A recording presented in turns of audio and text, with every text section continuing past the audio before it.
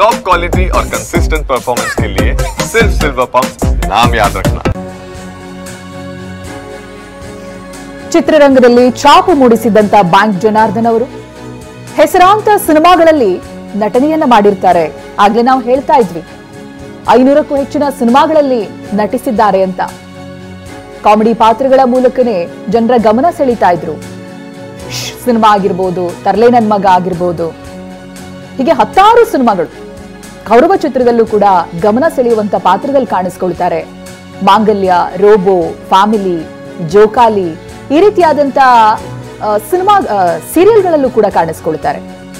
ಪಾಪ ಪಾಂಡು ಸೀರಿಯಲ್, ಮನೆ ಮಾತಾದಂತ ಸೀರಿಯಲ್, ಅದರಲ್ಲೂ ಕೂಡ ಛಾಪನ್ನ ಮೂಡಿಸಿರ್ತಾರೆ.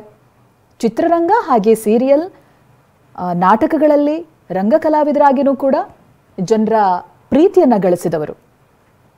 ಅವರ ಅತ್ಯಾಪ್ತ ಸ್ನೇಹಿತರು ಕೂಡ ಮಾತನಾಡಬೇಕಾದ್ರೆ ಅದನ್ನೇ ಹೇಳ್ತಾ ಇದ್ರು.